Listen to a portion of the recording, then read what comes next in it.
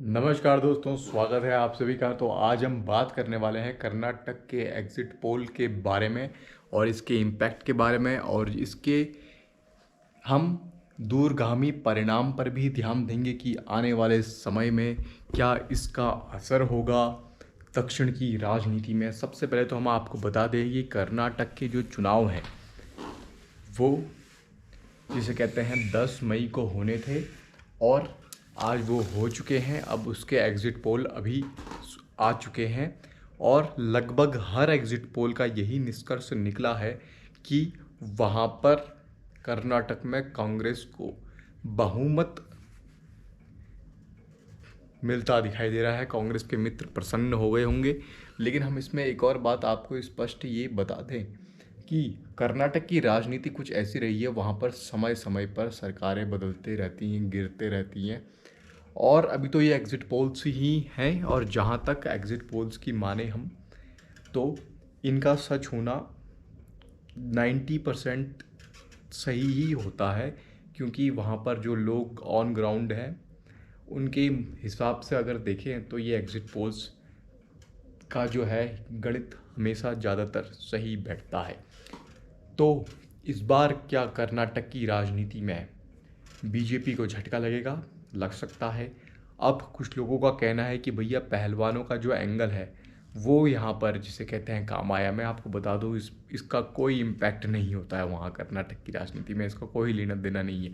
तो कोई अगर ऐसा कह रहा है तो ये बहुत बड़ी मूर्खता है। पहली बात तो वो ही एक अपने में एक अलग मुद्दा है, क्योंकि भैया जो ये पहलवानों का चल रहा है उसमें कुछ कुछ ऐसे ऐसे लेफ्टिस्ट लोग आ गए, जैसे वो जटाना जैसे जो एक्सट्रीम फेमिनिस्ट और एंटी हिंदू टाइप के लोग हैं, वो उन्होंने भी वो ज्वाइन कर लिया। फिर राकेश टिकैत जिसके ऊपर अलग से केस थे, और नवजोत सिंह सिद्धू जो अपने आप में ही कॉन्ट्रोवर्शियल आदमी हैं, वो लोग भी आ गए।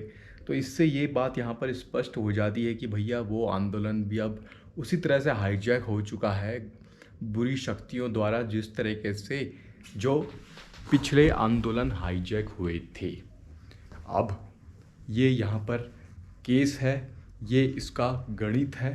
अब इसके बाद हम बात करें, अगर आदि पुरुष का ट्रेलर भी लॉन्च हो चुका है और आदि पुरुष के ट्रेलर की बहुत प्रशंसा हो रही है, क्योंकि अगर आपको ध्यान हो जब आदि पुरुष का टीज़र आया था तो उसने जिसे कहते हैं चारों तरफ से बहुत ही मुंह की खाई, क्योंकि चारों तरफ से लोगों ने सवाल खड़े कर दिए। लेकिन मेरे अभी भी आदि पुरुष के ट्रेलर के लिए बहुत सवाल हैं। पहली बात तो आदि पुरुष ये जो टाइटल रखा गया वो उन्होंने मेरे को अभी तक समझ में नहीं आया, एक्सप्लेन नहीं किया उन्होंने क्यों रखा। क्योंकि आदि पुरुष हमने सुना है आदि योगी, आदि योगी भी एक नया तरह का टाइटल दिया था ये शिव जी को सदगुरु ने, जिनका कहते हैं साउथ में कोयम्बटूर में बहुत बड़ी आदि योगी स्टैचू है। चलो वो तो फिर भी समझ में आता है, आदि मतलब प्रथम, प्रथम योगी। और आदि काल आपने सुना होगा, तो ये श्री राम को इन्होंने आदि पुरुष बताया है। हो सकता है आप ये मूवी में एक्सप्लेन करें, लेकिन कहीं ना कहीं ये टाइटल जो है आदि पुरुष, ये टाइटल ही अपने में बहुत बड़ा प्रश्न चिन्ह है। ये आपने अगर सोचा हो उस बारे में उस हिसाब से, क्योंकि अगर हम देखें हिंदी में और संस्कृत में तो ये आदि पुरुष शब्द का कहाँ वर्णन हमें मिला रामायण में। अपने हिसाब से इन्होंने बहुत सी चीज़ जोड़ी हैं, उस पर अभी भी प्रश्न चिन्ह है। जैसे हनुमान जी का कुछ बहुत ही अलग सा इन्होंने लुक दिया हुआ है। और मेरे को अभी भी इनके वीएफएक्स, जो लोग कह रहे हैं कि वीएफएक्स अच्छी बात है, वीएफएक्स लाए गए हैं, लेकिन वीएफएक्स से नहीं भी लाते, सिंपल तरीके से अगर ये फिल्म भी बनाते और उसमें जिसे कहते हैं थोड़ा सा और ज़्यादा जिसे कहते हैं स्क्रिप्टिंग में ये ध्यान दिया होता इन्होंने, तो इस पर कोई समस्या नहीं होती। लेकिन पॉजिटिव पॉइंट भी हैं, वो ये है कि इसका जो बैकग्राउंड म्यूज़िक है ये बहुत ही बढ़िया है। इसका बैकग्राउंड म्यूज़िक मतलब आने वाले सालों तक, सालों सालों तक, लंबे समय तक हर जगह बचेगा। वो जय श्री राम, जय श्री राम, जय श्री राम, राजा राम वाला जो है वो बहुत बढ़िया है। पॉजिटिव पॉइंट भी है, नेगेटिव पॉइंट भी है। नेगेटिव पॉइंट ये है कि कुछ कुछ बातों से छेड़छाड़ नहीं करनी चाहिए, जैसे कुछ कुछ दृश्य। और मेरे को इसमें एक बहुत बड़ा जिसे कहते हैं गंदा एक बात ये लगी इसके लिए कि इनको सैफ अली खान को यहाँ पर इन्वॉल्व करना ही नहीं चाहिए था।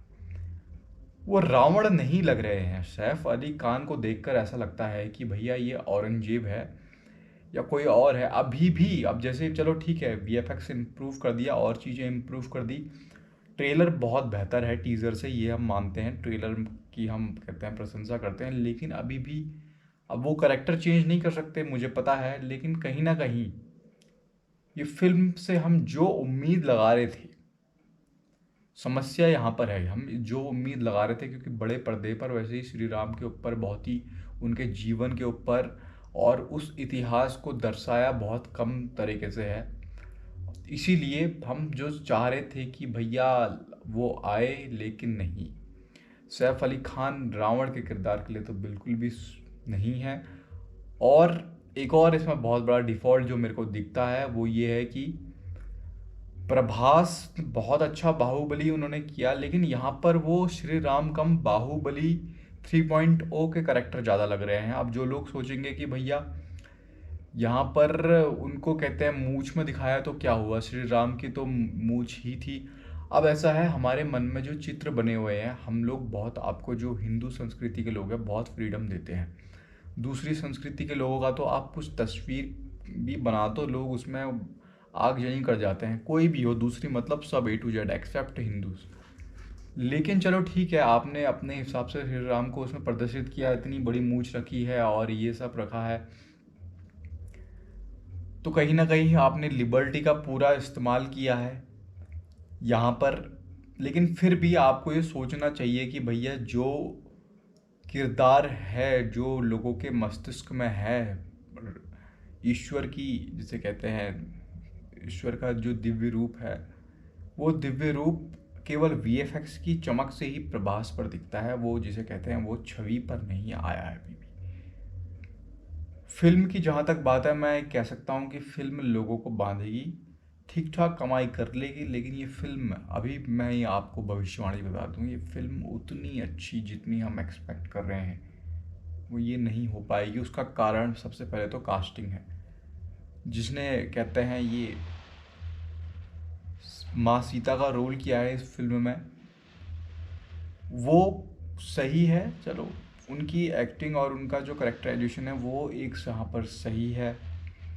बाकी जैसे इन्होंने बाकी हर जगह पूरा वीएफएक्स ही डाला है, जैसे जामवंत या बाकी जो किरदार हैं वो लाने चाहिए थे, वो कहीं ना कहीं से बॉलीवुड से टॉलीवुड से मतलब लाने चाहिए था। कहीं ना कहीं से आप लोगों ने, मेरे को लगता है कि जल्दीबाजी करी और आपने ज़्यादा ही ध्यान दे दिया है दो दो चीज़ पर। एक तो लोगों की भावनाओं को लेकर कि भैया माहौल चल रहा है, श्री राम का मंदिर भी बन रहा है, तो उसी माहौल को लेकर फटाफट बना देते हैं, मूवी तो चलनी ही है, वीएफएक्स डालेंगे, सब कुछ इधर उधर कर देंगे, मसाला डाल देंगे, सैफ अली खान को ले आएंगे तो ऑडियंस आएगी, उधर से प्रभास को ले आएंगे तो वहाँ की ऑडियंस आ जाएगी, तो बिजनेस एंगल आप ले आए हैं।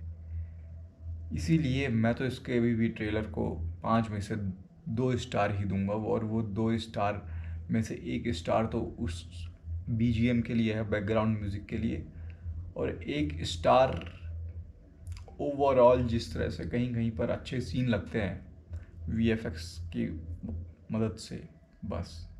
तो ये बात थी आदि पुरुष की।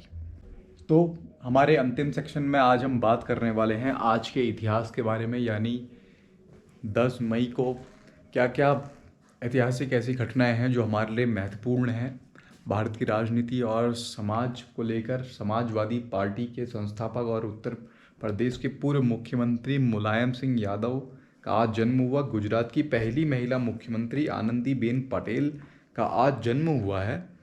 और स्वतंत्रता के बाद 3.5 आने कीमत का प्रथम भारतीय डाक टिकट जय हिंद जारी किया गया, ये भी आज को। और 1962 को आज भारत चीन सीमा विवाद में चीन ने संघर्ष विराम की घोषणा की। तो ये भी जिसे कहते हैं महत्वपूर्ण घटनाएं हैं। हाँ, इसमें अलग अलग दिनांक हैं, जैसे 1939 यानी 1939 को ये समाजवादी पार्टी वाला केस, और 1941 1941 को गुजरात की पहली मुख्यमंत्री का जन्म, और 1947 को स्वतंत्रता के बाद 3.5 वाला जो कहते हैं डाक टिकट जारी हुआ जय हिंद का, और 1962 चीन भारत विवाद वाला।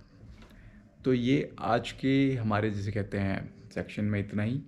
मिलते हैं एक अगले सेशन में, तब तक के लिए धन्यवाद, नमस्कार।